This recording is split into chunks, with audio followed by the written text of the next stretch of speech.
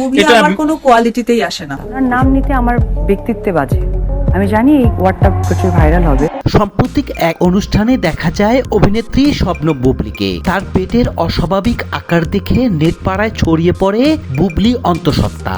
প্রেমে পয়রা গেছি ময়রা আজিব সর্বনাশ। এই খবর দাবানলের মতো ছড়িয়ে পড়ে। এই খবর শুনে বুবলি সতীন অপু বিশ্বাসের মন ভেঙে খান খান হয়ে যায়। এই বুঝি সাকিব খান বুবলি এক হলো, কিন্তু অপুদিত্য গোয়েন্দা সংস্থা আছে। তাই বুবলির কাছের মানুষ গৌতম সাহাকে পটিয়ে তার কাছে জানতে পারে বুবলি অন্তঃসত্ত্বা নয়। বুবলি আপু ফের মা হচ্ছেন। একদমই না, যে ভিউ কামানোর জন্য সবাই বলছে। এই খবর শোনার পর অপু দিয়ে আনন্দে ডিগবাজি খায়। আনন্দকে কন্ট্রোল করে তেলে বেগুনে জ্বলে ওঠে।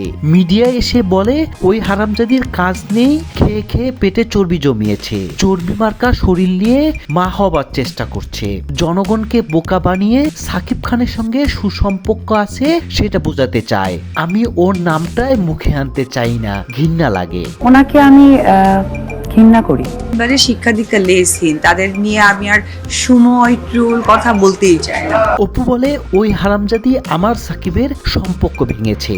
ও যে পরিমাণে নাটক করতে পারে ওকে আমি হাড়ে হাড়ে চিনি। ও জানতো সাকিবের সঙ্গে আমার বিয়ে হয়েছে, তারপরে ওই হারামজাদি সাকিবের অর্থ আর আধিপত্যের জন্যই বিয়ে করেছে। এখন জনগণের কাছে মিথ্যে অন্তঃসত্ত্বার অভিনয় করছে। ফ্যামিলি আমাকে স্ট্রিক্টলি বলে দিয়েছে যে তুমি ক্যামেরার সুযোগ পেলেই তুমি পচা আলু নিয়ে ইচ্ছা মতো কথা বল। অপু বলে ভালো করে খোঁজ নিয়ে দেখেন ওই বাচ্চা সাকিব খানের না, তাপসের। মনে নাই তাপসের সঙ্গে ধরা খেয়ে বাথরুমে আটকে ছিল? আমরা এসব করি না, আমার একটা বাচ্চা, সেটা সাকিব খানের। সে প্রমাণ আমি মিডিয়ায় দিয়েছিলাম। Mowgli and Taposh having relationship. তিনি আরো বলেন ওই মাগিটা, সরি আমি মুখ খারাপ করতে চাই না, তারপরেও বের হয় ওর চেহারা বা নামটা শুনলে।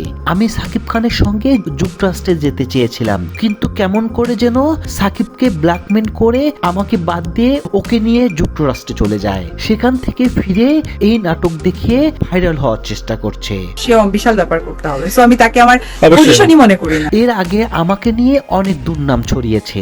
সে বলে আমি নাকি সিঙ্গাপুরে এক ছেলের সঙ্গে প্রেম করছি, ওখানে গিয়ে একসঙ্গে সময় কাটাই, একই বিছানায় থাকি। এসব ঘটনা বিভিন্ন মিডিয়ায় ছড়িয়ে দিয়েছে। ওই হারামজাদি এত নাটক জানে যা বলে শেষ করতে পারবো না। ওকে দেখলে ঘৃণা করে। নোংরামো বন্ধ করা দরকার, অথচ সেই নোংরামোর মধ্যেই নিজেদেরকে ফেলে দিচ্ছে। তো ভিউয়ার্স, আপনার মতামত জানাবেন, আর ভিডিওটি ভালো লাগলে অবশ্যই সাবস্ক্রাইব করবেন।